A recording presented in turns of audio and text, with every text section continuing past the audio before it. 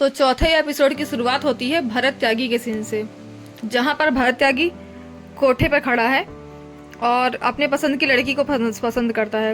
वो एक छोटे बालों वाली लड़की को पसंद करता है जो कि गोलू की जैसी दिखती थी। उसे कमरे में बुलाता है, उसके बाद एक लड़की को और कमरे में बुलाता है। अपनी भड़ास निकालने के लिए वो गोलू टाइप की जो दिखने वाली लड़की थी जिसके छोटे छोटे बाल थे, उसको एक कोने में बैठा देता है कुर्सी में, और दूसरी लड़की के ऊपर अपने बेल्ट से इतना मतलब बार बार मारता है, बहुत मारता है, इतना मारता है कि वो जो छोटे बालों वाली लड़की होती है वो डर जाती है काफ़ी। तो यहाँ से उसका सीन खत्म हो जाता है। इसके बाद हम देखते हैं शबनम का घर। शबनम के घर में कुछ पुलिस वाले आकर तलाशी ले रहे होते हैं पूरे घर की। इसके बाद एक आदमी आता है बाइक से, तो फिर वो ये सब बंद करवाता है कि अरे बंद करिए, ये सब नहीं, ये सब क्या है। फिर शबनम उससे बोलती है कि ये लोग क्यों आए हैं यहाँ, पैसे तो हमने आपको भिजवा दिए थे। तो वो आदमी होता है पुलिस का आदमी। तो आदमी बोलता है शबनम जी, बात पैसे की है ही नहीं, प्रशासन ये मानने को तैयार ही नहीं कि लाला ने ये काम छोड़ दिया है। देखिए, बहुत सारे लोगों का रोजी रोटी चलता था आपके अब्बू के व्यापार से। अगर उन्होंने मन बना लिया है कि काम नहीं करना तो ठीक है, हम सारे नेटवर्क उठाकर किसी और को दे देंगे। अब देखिए क्या है ना कि एक तरफ लाला का नेटवर्क है, दूसरी तरफ प्रशासन है, सब कुछ हम ही को हैंडल करना पड़ता है। ऐसा कीजिए कि अपने अब्बू को बोलिए कि हम उन्हीं के साथ हैं, उनका ध्यान रखेंगे। इतना बोलकर वो आंखों से इशारा करके आगे की ओर बढ़ जाता है और शबनम के बहुत पास आकर बोलता है कि हमने आपको अपनी आंखों के सामने बढ़ते हुए देखा है, वरना ये डील कब की किसी और को दे देते। फिर हम कोर्ट में देखते हैं, एक सीन आता है कोर्ट का। तो वहाँ पर मौर्य की जो पत्नी होती है उससे रमाकांत जी सवाल कर रहे होते हैं। तो रमाकांत जी अपना कोर्ट केस लड़ने के लिए तैयार हो गए हैं। तो वो अपना सवाल पूछते हैं मौर्य की पत्नी से कि आप बता रहे थे कि हमसे मिलने के बाद आपके पति टेंशन में रहने लगे थे। तो मौर्य की पत्नी कहती है जी हाँ।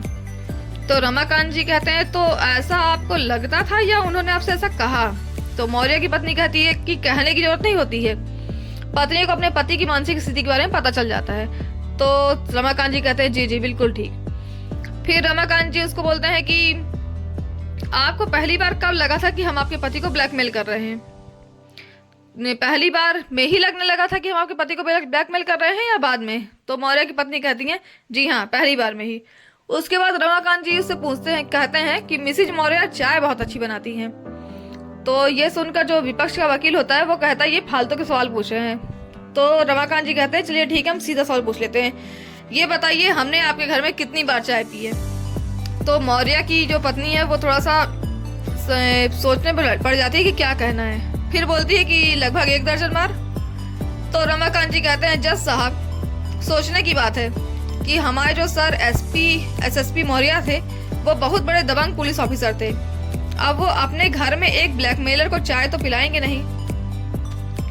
इसके बाद कोर्ट में गवाही का समय आता है आईजी दुबे की।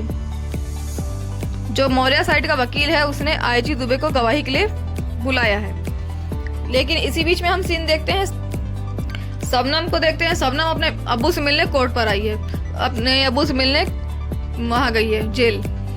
तो लाला कहते हैं इस जहान में कौन ऐसा बाप होगा जो अपनी औलाद को विरासत में तकलीफें देगा। शबनम कहती है हम अपना ध्यान रख लेंगे अब्बू, पर आप कब तक बिजनेस को बंद रखेंगे?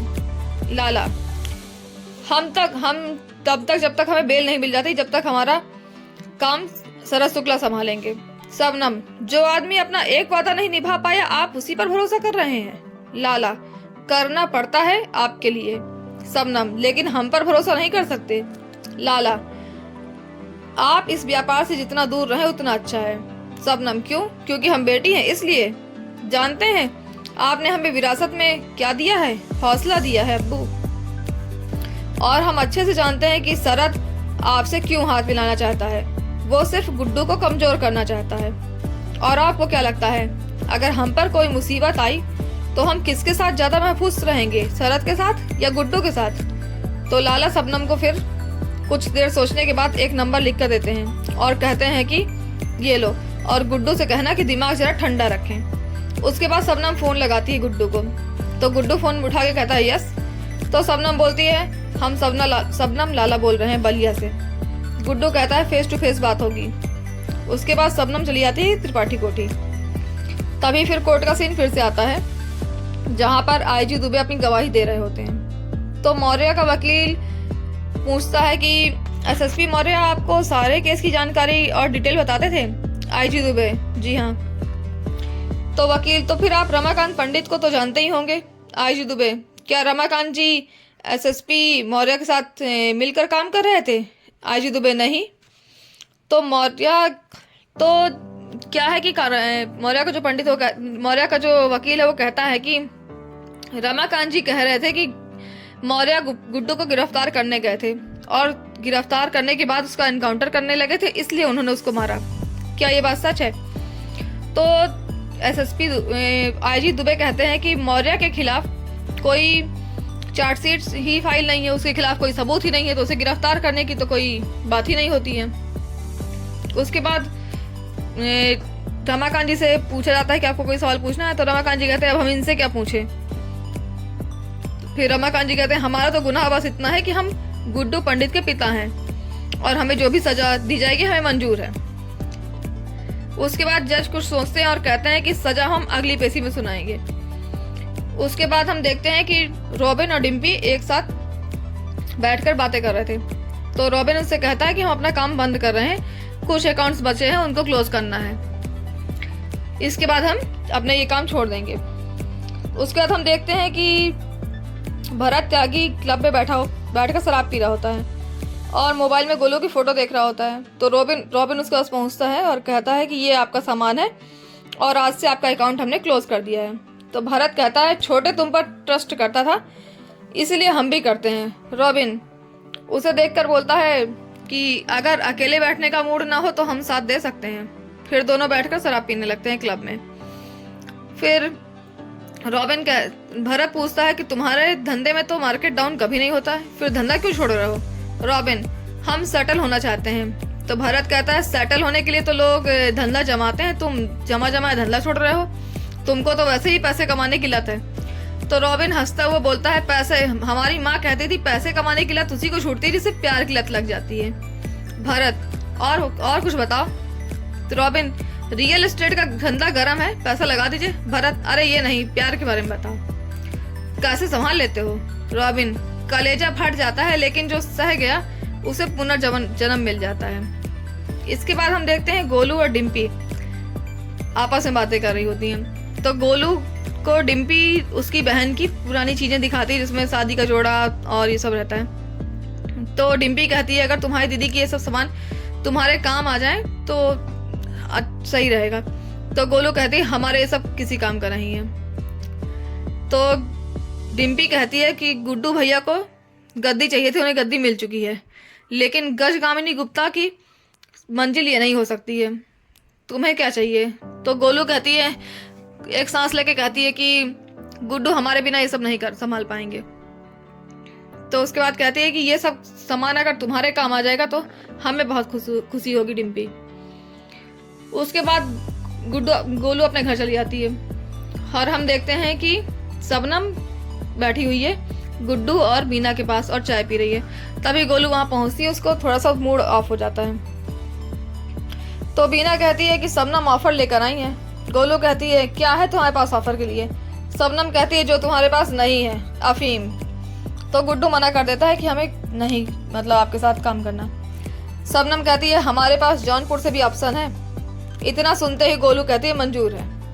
तो गुड्डू गोलू से कहता है कि बात बिजनेस की नहीं है, हमको लगता है सबनम से दूर रहना ही ठीक है, हम दूर रहें तभी ठीक रहेगा।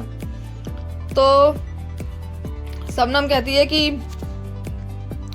उसके बाद सबनम गोलू कहती है कि हम धंधा संभालेंगे, हम डील फाइनल करेंगे। तो जो बीना है वो कहती है कि लेकिन वो तो गुड्डू से मिलना चाहते हैं, पार्टी उससे बात करना चाहती है जो गद्दी पर है, ना कि वो जो गद्दी के बगल में है। तो गोलू कुछ नहीं बोलती है। तो गुड्डू कहता है ठीक है, रिस्क ज़्यादा है तो हम चले जाएंगे। उसके बाद हम देखते हैं कि सबनम गुड्डू को पार्टी के पास ले जाती है, यानी कि जो लोग डील करते हैं उनके पास ले जाती है और नेपाल जाते हैं दोनों रास्ते से। तो गुड्डू नेपाल के लिए निकल रहा होता है तो गोलू कहती है ठीक से जाइएगा, हम आपका वेट करेंगे। उसके बाद दोनों चले जाते हैं। सबनम के साथ नेपाल। तो पार्टी में जो बाहर बाउंसर लड़कियां खड़ी होती हैं वो कहती है सिर्फ एक लोग को अंदर जाने देंगे। तो फिर गुड्डू अंदर जाता है कमरे में। तो वहाँ कमरे में देखता है तो 2 आदमी पत्ते खेल रहे होते हैं और वो लोग गुड्डू पर ध्यान नहीं देते हैं। तो कहता है कि हम इतनी दूर से आए हैं, तुम लोग यहाँ पत्ते खेल रहे हो। फिर उसके बाद वो लोग बातें करते रहते हैं। तो लोग कहते हैं चलो पत्ता खेलते हो। तो कहता है कि हाँ। तो उसके बाद धीरे धीरे वो लोग और बातें करते रहते हैं पत्ते खेलते खेलते, और गुड्डू जीत जाता है। और गुड्डू के जीतने के साथ ही डील फाइनल हो जाती है उन लोगों के साथ। उसके बाद हम देखते हैं कि गुड्डू होटल आकर गोलू को फोन करके बताता है कि डील फाइनल हो गई है। गुड्डू तो गोलू कहती है चलो बहुत अच्छा। उसके बाद गुड्डू कहता है हम आज रात यहीं रुके हैं, कल आएंगे। तो गोलू कहती है हम कुछ पूछे नहीं आपसे, ठीक से आइएगा। उसके बाद हम देखते हैं कि गुड्डू शबनम के साथ रात में रहता है। उसके बाद आधी रात को फोन आता है गोलू के पास। तो फोन उठाती है गोलू, तो फोन रहता है उस चेक पोस्ट वाले आदमी का जो यूपी बिहार बॉर्डर के चेक पोस्ट पे रहता है। तो वो बताता है कि हमने पता लगा लिया शरद शुक्ला कहाँ जाता है, यानी कि कालीन भैया वहीं पर है। तो गोलू कहती है श्योर हो? तो आदमी कहता अरे 100%। उसके बाद हम देखते हैं कि वो आदमी भरत के साथ बैठा हुआ है, भरत त्यागी के साथ। इसका मतलब ये है कि भरत त्यागी गोलू को फंसाने के लिए उस आदमी का सहारा ले रहा होता है। तो फिर गोलू फोन काटती है, थोड़ी देर बाद दोबारा फोन करती है, कहती ऑन द वे है। तो गोलू निकल चुकी है बिहार के लिए, जहां उसको कालीन भैया से मिलने की खबर मिली है। पर गोलू फंस चुकी है भरत त्यागी के जाल में। और कहानी यहीं पर खत्म होती है चौथे एपिसोड की। तो यहीं पर एपिसोड समाप्त होता है। अगले एपिसोड की कहानी लेकर मैं जल्दी ही हाजिर होती हूँ कल। और आप लोग मेरे चैनल को सब्सक्राइब करिए। बहुत बहुत धन्यवाद।